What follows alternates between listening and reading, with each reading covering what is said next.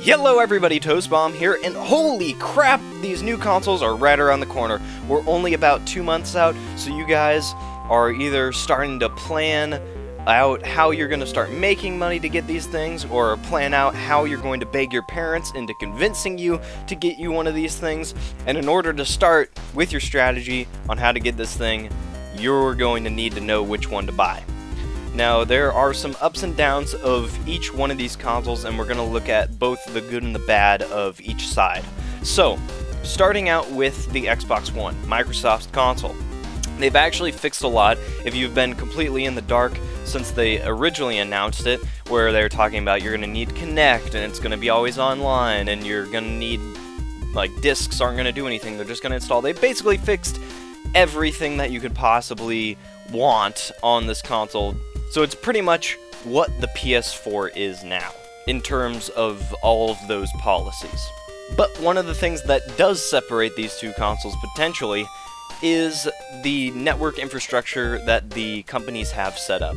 Now, Sony is bragging and claiming to have this absolutely massive network setup going on, but we haven't really seen a very reliable network from them in the past. And what I mean by that is when you go on your PS3 and you need to update a game, even if it's only like 100 megs, it can take a freaking long time, like 10 times longer than it normally should. It ends up taking like ridiculous amounts of time.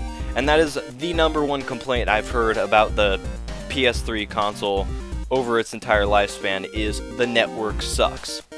And Microsoft, while it's not maybe the fastest thing in the world, and they are also bragging about having this huge giant network that is the biggest in the world, it's definitely been much more reliable and much faster over the past 10 years. So I would definitely say that Sony does have the potential to get it right this time around and have a fast network, but it's kind of a risky move if you're getting this thing on launch day, because there's no way of being sure which one is going to hold up when people start buying millions and millions of these consoles. So I definitely think Microsoft is a safer bet in terms of that. Now, the next place where they really differentiate quite a bit is the controllers. So obviously everyone's hands are shaped differently, so one controller is going to fit better on one person than another person, but at least from what I've heard so far from everybody is that both of these controllers are awesome. They are amazing. So really, it's not going to come down to quality of the triggers or the sticks or anything like that. It's mostly probably going to be just the layout of the sticks. If you like the way the sticks are on the Xbox controller better, then that's going to be the thing for you.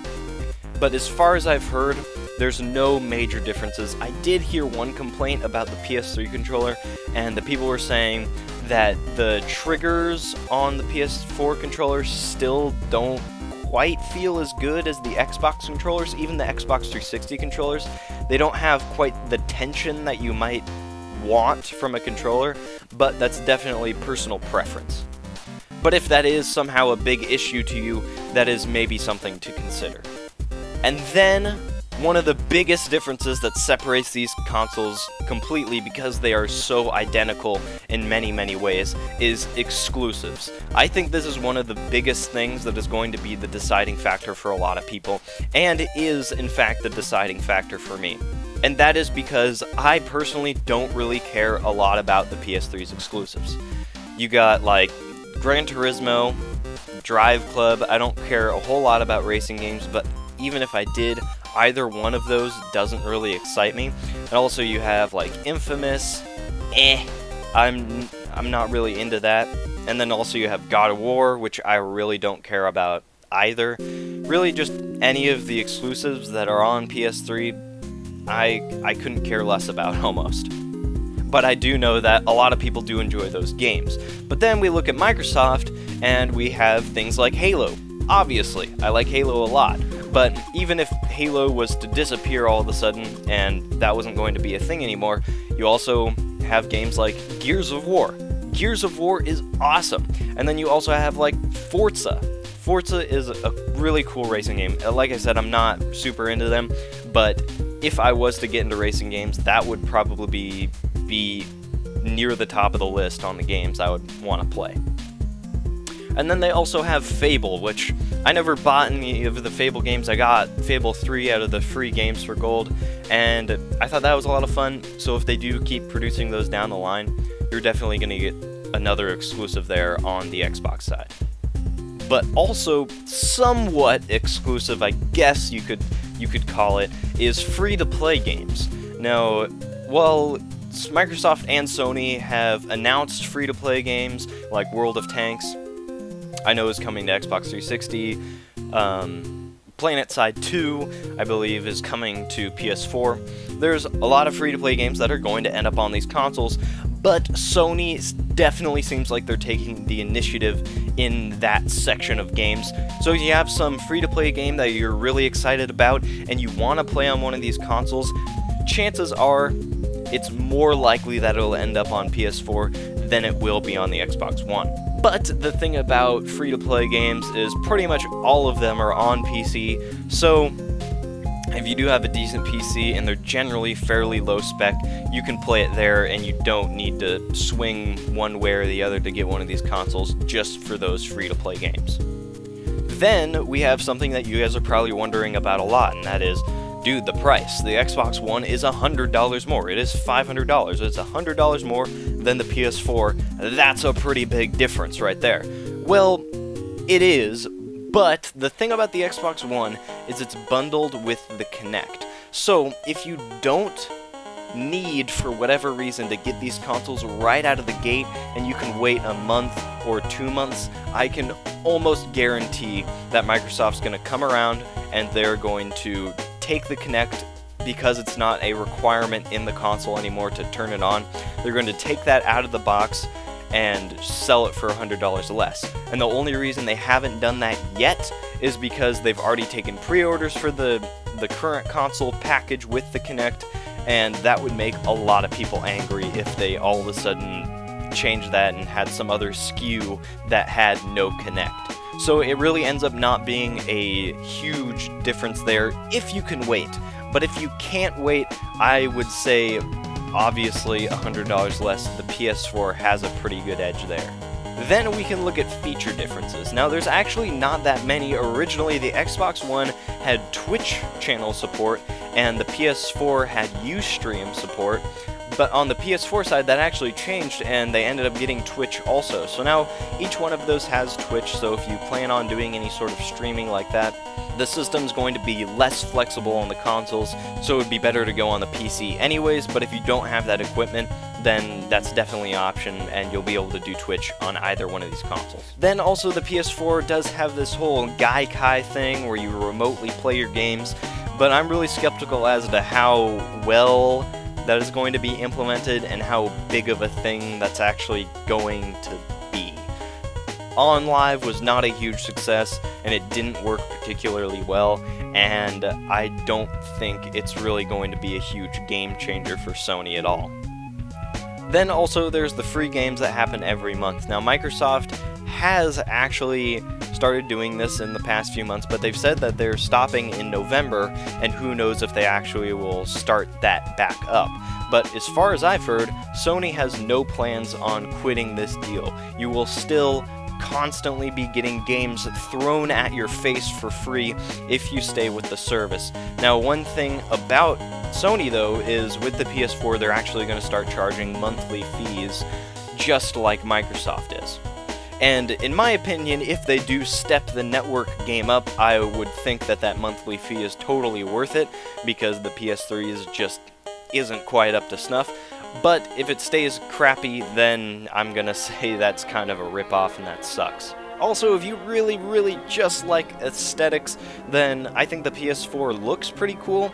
I actually saw this little GIF of the PS4 lighting up, and it has this cool blue LED line that kind of fades in across the center part of the console. So that's really cool, and if you're one that is something that is extremely important to you, then I guess that could maybe be a little bit of help there to help you choose which one to end up picking. Then also we can look at the technical side, because there are some differences there, because the PS4 is actually slightly more powerful than the Xbox One. But that is probably not going to play into this really at all. There may be some PS3 exclusives that look a little bit better than what they would have if they were also developed for the Xbox One, but for the most part these games are going to be on both consoles, so they're going to need to run on each one of them. And we've seen in the past time and time again, like the original Xbox being a little bit more powerful than the PS2, the PS3 being a little bit more powerful than the Xbox 360, and while it might be a little bit larger of a difference this time around, as the pattern shows, it hasn't made a huge difference in the way the games look, or the way the games play, or the way these consoles sell. But yeah, so there you have it. There is the differences between these two consoles. They're very, very similar overall, and I really honestly think that the main deciding factor is the exclusives. Whichever things you prefer. If you really, really like Gran Turismo, or you really, really like Halo, or you really, really like God of War, I think that should really be the thing that should swing you one way or the other. And also, I would say it's pretty risky to get one of these on day one, assuming you're only going to get one of them. If you're getting both of them, then whatever. But so much stuff could happen from the release, like, say, PS4 outsells Xbox tenfold. There could be some really serious changes to the Xbox One that happen within even maybe the first few weeks of the console coming out. Like the Kinect being removed from the box and having a different SKU being sold for $100 less, or whatever. Or if somehow it swings the other way and Microsoft starts outselling Sony by a bunch, there could be some huge changes that could happen on Sony's end, and you could pick up a PS4 for maybe $50 cheaper. So I would say if you can hold off to get these consoles, then you definitely should, because these games, you gotta remember, like think back, these games that are coming out, they're launch games. Launch games have always not been great, because developers focus more on the technical part of the game, and they focus more on a very specific part of the experience, as opposed to a really deep experience that has a lot of breadth. And it's going to be a while for these games to start coming out where they're actually good. There obviously will be probably some good launch games, but really for the most part, these games aren't really things that are crucial to play. Like, I mean, maybe some people really are interested in Rise, but I really am not. It doesn't look that interesting to me at all. And really a lot of these games on the launch list don't look interesting to me at all either. So anyways, there you have it. Whichever exclusives you would prefer, go with that one, and I would recommend seeing how this battle plays out within the first few months before you decide which way to go, so that you can see how the network is going to work out, and also so you can see if some sort of price difference changes if one company starts falling behind a lot more than the other. So anyways, that'll be it for this one. If you like the video, you can leave a like or a comment, or you can subscribe, because I post new videos every day, and they're actually Halo videos. This is not a Halo video, but if you're interested in Halo, feel free to check out the channel. Anyways, see you later. Bye.